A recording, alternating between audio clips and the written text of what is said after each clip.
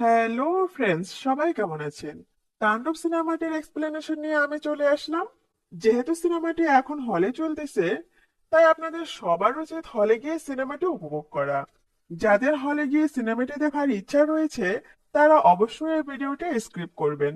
সেই সাথে আমার ভিউয়ার্সদের কাছে একটি রিকোয়েস্ট রয়েছে, অবশ্যই বাজে কমেন্ট করা থেকে বিরত থাকবেন। তো বেশি কথা না বলে চলে যাওয়া যাক মূল গল্পে।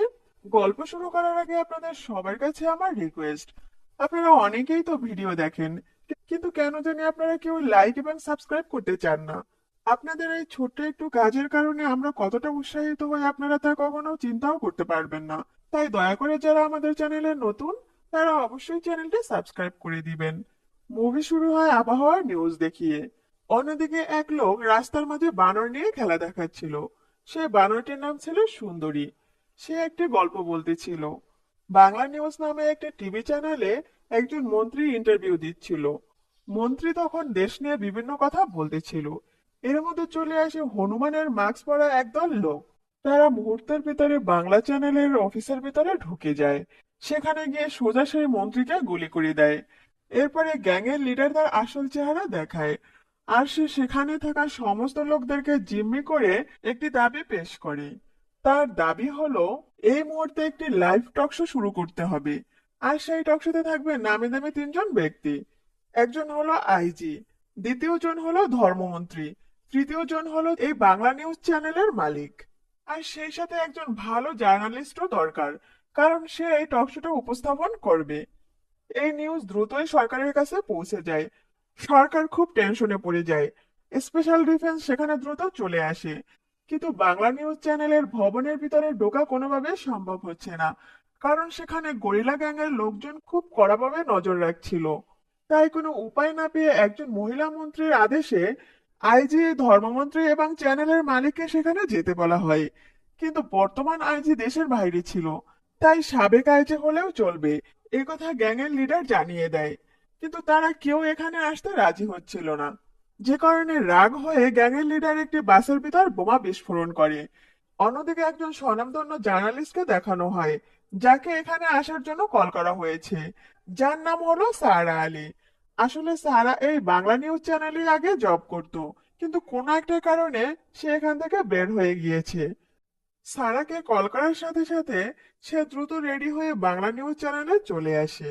আর সেখানে সে দেখতে পায় গরিলা গ্যাংয়ের লিডার একজন লোককে খুব উত্ত্যক্ত করছে। আসলে সে একজন হাঁপানির রোগী। তার একটা ইনহেলার রয়েছে যেটা তার খুবই দরকার। লিডার তার ইনহেলারটি হাতে নিয়ে তাকে অনেক উত্ত্যক্ত করছিল। তখনই সারা এসে তাকে বোঝাতে থাকে আর তাকে ইনহেলারটি দিয়ে দিতে বলে। লিডার তখন সারাকে বলে, যত দ্রুত সম্ভব ওই তিনজন লোককে এখানে হাজির করো।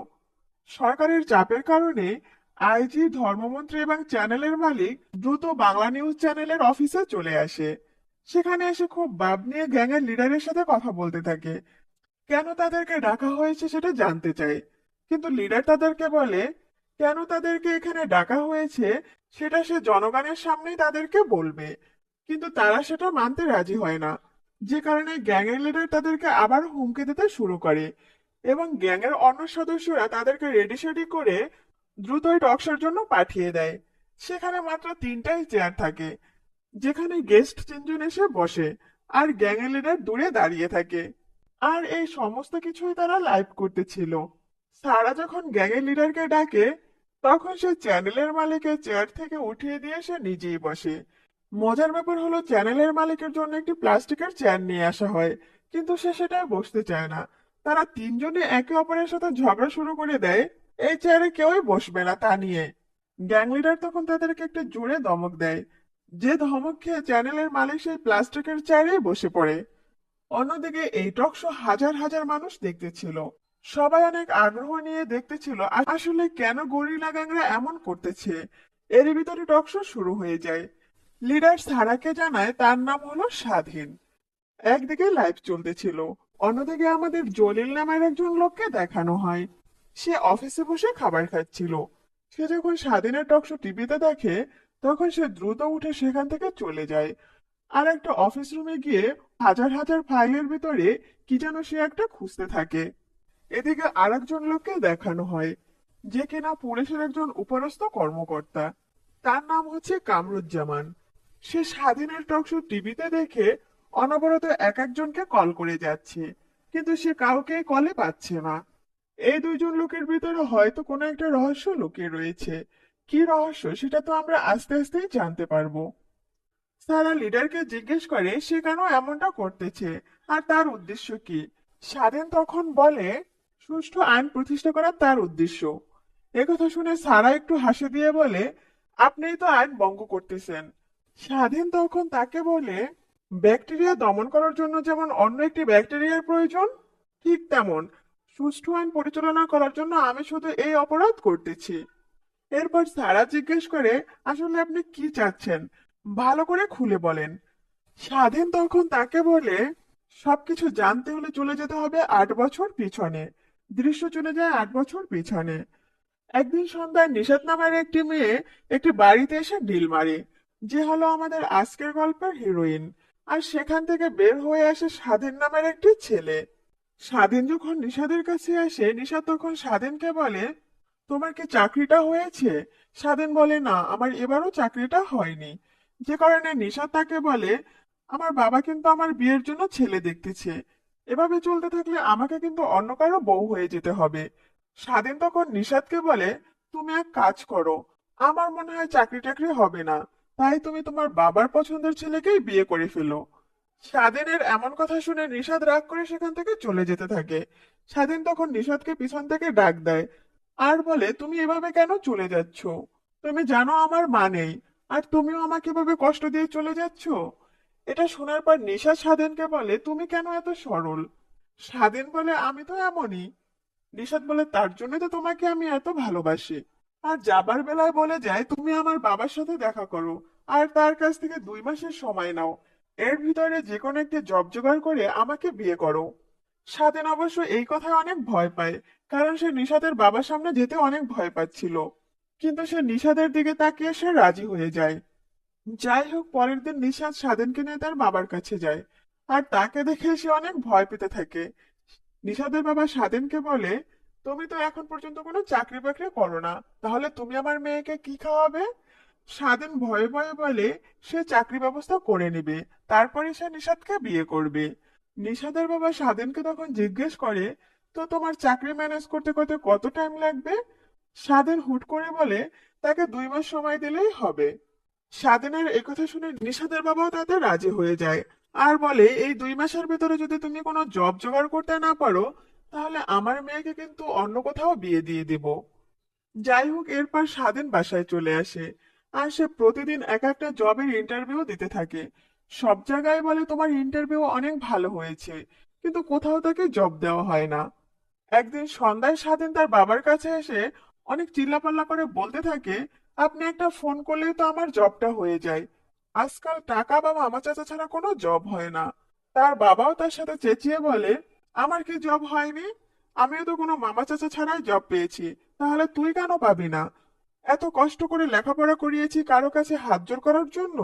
আমি কখনোই পারবো না কারো কাছে তোর জন্য সুপারিশ করতে। যাই হোক, এভাবে 1 মাস কেটে যায়, কোথাও জব হয় না স্বাধীনের।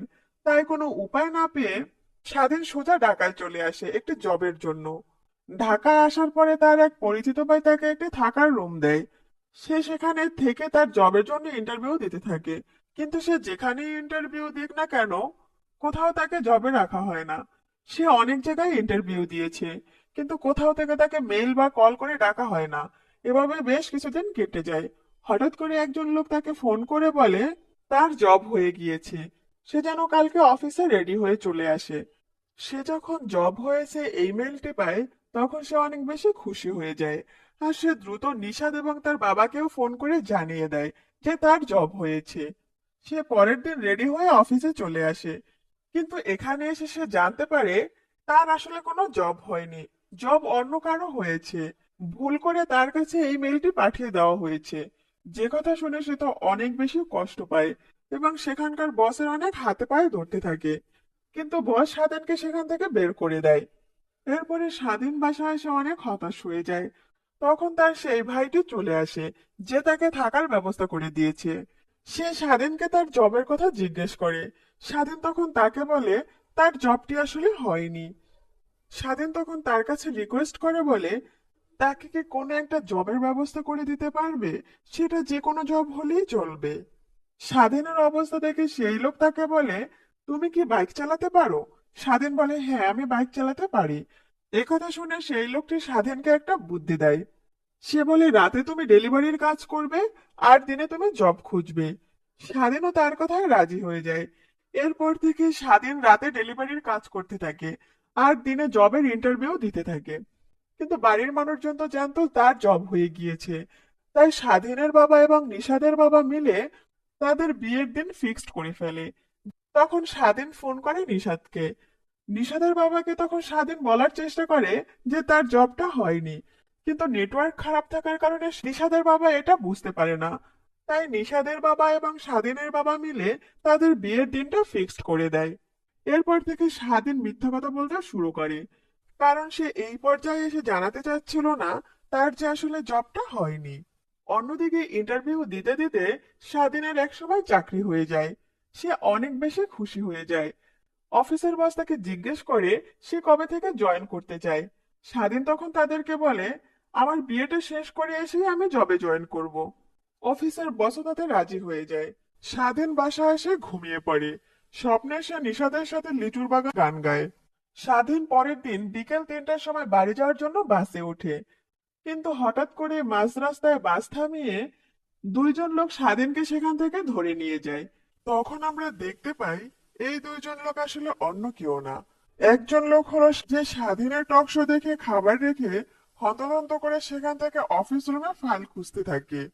আর আরেকজন হলো স্বাধীনের ইন্টারভিউ দেখে এক একজনকে একের পর এক কল দিয়ে যাচ্ছিল। মানে হলো কামরুজ্জামান আর জলিল, যারা স্বাধীনের ইন্টারভিউ দেখে তাকে চিনে ফেলেছে। যাই হোক, এবার স্বাধীনকে ধরে নিয়ে একটি অন্ধকার ঘরে বন্দি করে খুব টর্চার করা হয় এবং তাকে স্বীকার করতে বলা হয় সে একজন ফরেনারকে খুন করেছে, যার নাম হলো জেডাব্লিউ হ্যাজিস। কিন্তু স্বাধীন বলতেছিল সে তো কাউকেই মারিনি, সে কেন এটা স্বীকার করবে। ঠিক তখনই সেখানে আর একজন আসামিকে গুলি করে মেরে ফেলা হয়।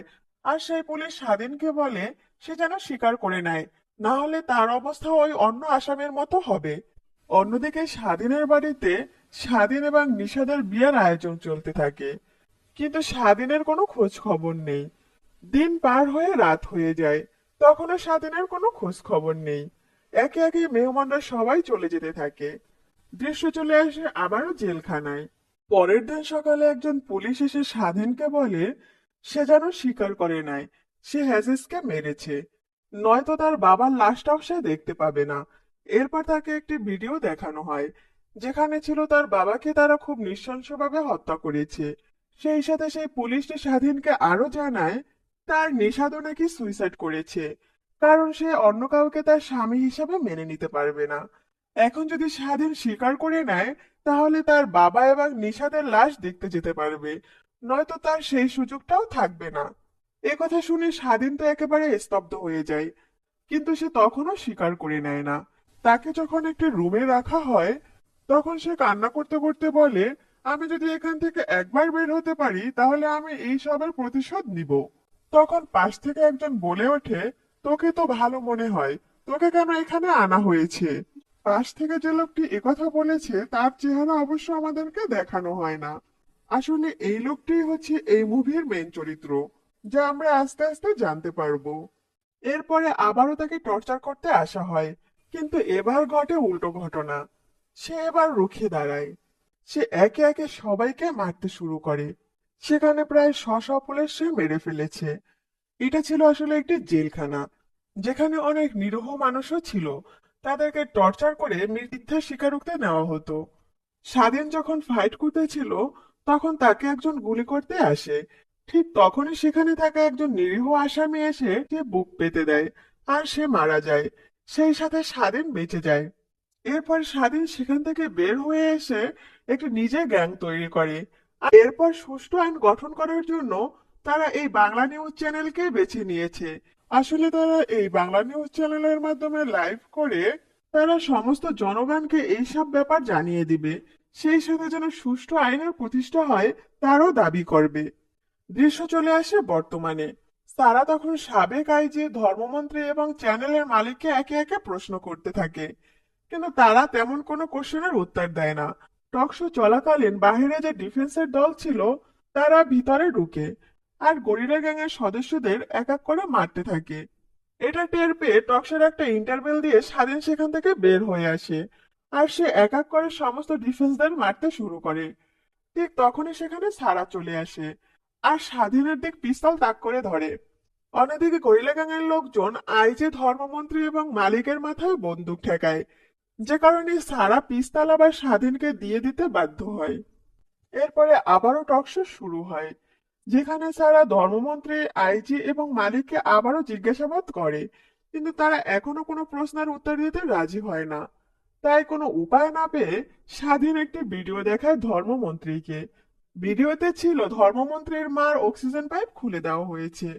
আসলে ধর্মমন্ত্রীর মা হসপিটালে ভর্তি ছিল, যা দেখে ভয় পেয়ে ধর্মমন্ত্রী একে একে সমস্ত কুকর্মের কথা স্বীকার করতে শুরু করে। সে বলে যা কিছু হয়েছে তার জন্য একমাত্র দায়ী বিশিষ্ট শিল্পপতি আমজাদ মনসুর এবং তার ছেলে আরমান মনসুর। দৃশ্য চলে যায় পাস্টে। আমজাদ মনসুর একজন বিশিষ্ট শিল্পপতি, তার সাথে ডিল করার জন্য একজন ফরেনার এসেছে, যার নাম হলো জেডাব্লিউ হ্যাজিস। আমজাদ সেই ফরেনারের সাথে ডিল করার জন্য তার ছেলে আরমানকে বারবার কল করতেছে, কিন্তু সে একবারের জন্য ফোন উঠায় না। আসলে আরমান মনসুর ছিল খুবই খারাপ একটি ছেলে, সে সমস্ত খারাপ কাজ করত। সে আসলে একটি মেয়ে নিয়ে ব্যস্ত ছিল। এর কিছুক্ষণ পর সে তার বাবার কাছে আসে। তার বাবা জিজ্ঞেস করে কই ছিলে? সে বলে এক্সারসাইজ করতেছিলাম। তার বাবা ব্যঙ্গ করে বলে কি যে এক্সারসাইজ করতেছিলি তা আমার জানা আছে। এরপর তাকে রেডি হয়ে আসতে বলে সেই ফরেনারের সাথে ডিল পাকা করার জন্য। আরমান বাথরুমে চলে যায়, সেখানে গিয়ে সে স্মোক করতে শুরু করে। এর মধ্যে সেই ফরেনার চলে যায় সেখানে। আরমানকে তখন সে বলে স্মোক করা শরীরের জন্য মোটেও ভালো না। আরমান অনেক রেগে যায়, যে কারণে আরমান সেই ফরেনারকে সেখানেই মেরে ফেলে।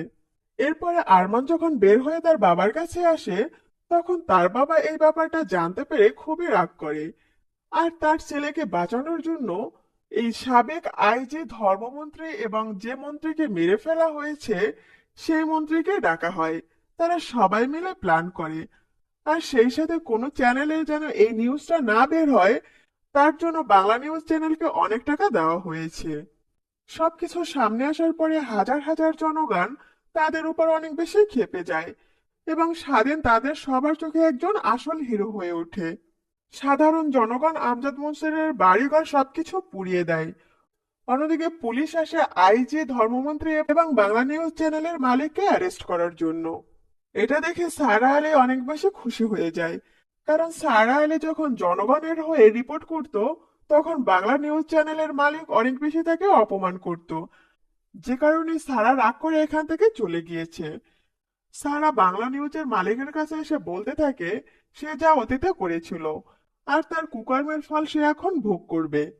গরিলা গ্যাংয়ের লিডার এরপরে জিম্মিদের সবাইকে বের করে দেয়, কিন্তু মজার ব্যাপার হলো লিডার ছাড়া তার দলের সব লোক সেই জিম্মিদের সাথে সেখান থেকে বের হয়ে গিয়েছে। পুলিশ তা কোনোভাবেই বুঝতে পারেনি। সারা তখন স্বাধীনের কাছে এসে জিজ্ঞেস করে তার দলের সবাই তো এখান থেকে চলে গিয়েছে, তাহলে সে কেন যায়নি? স্বাধীন তখন সারাকে বলে সে অন্যায় করেছে আর তার জন্য সে পুলিশের কাছে আত্মসমর্পণ করতে চায়, তাই সে এখানে থেকে গিয়েছে। সারা তখন স্বাধীনকে বলে সে এখন বাংলাদেশের একজন হিরো, সাধারণ মানুষ তাকে পুলিশের কাছে আত্মসমর্পণ করতে দিবে না। একথা শুনে স্বাধীন অফিস থেকে বের হয়ে বাইরে এসে সাধারণ জনগণের উদ্দেশ্যে বলতে থাকে সে যেটা করেছে সেটা সাধারণ মানুষের জন্য করেছে আর তার মতো স্বাধীন প্রতিটা মানুষের মধ্যে রয়েছে। এখন পুলিশ তাকে অ্যারেস্ট করে নিয়ে যাবে, তাই যেন সাধারণ মানুষ তাতে কোনো বাধা দেয় না। এটা হলো স্বাধীনের রিকোয়েস্ট সাধারণ মানুষের কাছে। এরপর পুলিশ তাকে অ্যারেস্ট করে নিয়ে যায়। একদিকে আইজি, ধর্মমন্ত্রী এবং চ্যানেলের মালিককে অ্যারেস্ট করে নেয়, অন্যদিকে স্বাধীনকেও অ্যারেস্ট করে নিয়ে যাচ্ছে। এর মধ্য দিয়ে সারা সেখান থেকে বের হয়ে তার গাড়িতে এসে বসে আর সে কিছু একটা চিন্তা করে মুচকি হাসে। দৃশ্য চলে যায় পাস্টে। সারা আসলে জেডাব্লিউ হ্যাজিজের মার্ডার নিয়ে নিউজ করতেছিল, কিন্তু বাংলা নিউজ চ্যানেলের মালিক এই নিউজ করতে বাধা দেয় এবং কঠোরভাবে নির্দেশ দিয়ে দেয়। কিন্তু সারা তখন মালিকের সাথে রাগারাগি করে, আর বলে দেশের সমস্ত নিউজ জনগণের জানার রাইট রয়েছে, যে কারণে সারা এবং মালিকের সাথে অনেক খারাপভাবে কথার কাটাকাটি হয়। এক পর্যায়ে সারা সেখান থেকে চলে যায়। এর কিছুদিন পরে তার মা হঠাৎ করে তাকে ফোন করে বলে তার ভাইকে আর খুঁজে পাওয়া যাচ্ছে না। সারা তখন এখানে ওখানে খুঁজতে শুরু করে। এক পর্যায়ে সে ধর্মমন্ত্রীর কাছে আসে আর তাকে বলে তার ভাই গুম হয়েছে, কিন্তু ধর্মমন্ত্রী সেটা মানতে রাজি হয় না। সারা তখন তাকে বলে সে তার ভাইকে যে কোনো উপায়ে খুঁজে বের করবে। ধর্মমন্ত্রী তখন তাকে বলে এটা তো খুব ভালো নিউজ, তুমি অবশ্যই তোমার ভাইকে খুঁজে বের করো, তাতে আমি খুশি হব। এর কিছুদিন পর সারাকে একদিন স্বাধীন ডেকে পাঠায়। আর সে সারাকে বলে তার ভাইকে মেরে ফেলা হয়েছে। আসলে প্রথম দিন স্বাধীনকে যখন ধরে নিয়েছিল, তখন যে আসামিটিকে পুলিশ গুলি করেছিল সেই ছেলেটাই ছিল সারার ভাই। স্বাধীন যখন বলে তার ভাইকে পুলিশ গুলি করে হত্যা করেছে, তখন সারা অনেক বেশি ভেঙে পড়ে। স্বাধীন তখন সারাকে বলে সে এই সবকিছুর প্রতিশোধ নিতে চায়, সে কি তার সাথে আছে? সারা তখন কোনো চিন্তা ভাবনা না করে স্বাধীনের সাথে হাত মিলায়। আর সে স্বাধীনকে বলে এই সবকিছুর প্রতিশোধ নেওয়ার জন্য সবার আগে বাংলা নিউজ চ্যানেলের ভবনটি অ্যাটাক করতে হবে। সেটা কি পারবে? স্বাধীন তখন জানায় হ্যাঁ পারবে।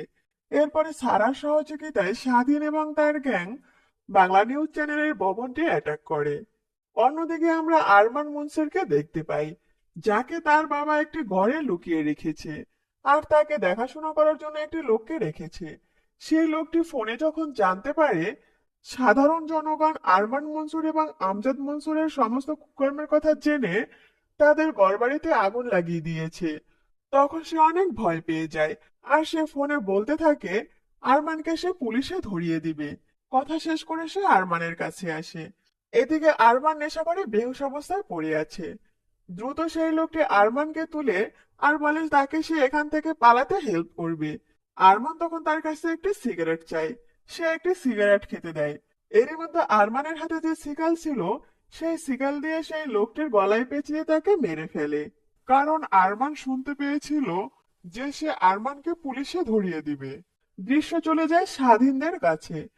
যে পুলিশরা স্বাধীনকে অ্যারেস্ট করে নিয়ে যাচ্ছিল, তাদের ভিতরে একজন পুলিশ স্বাধীনকে বলে তুমি আসলেই রিয়েল হিরো।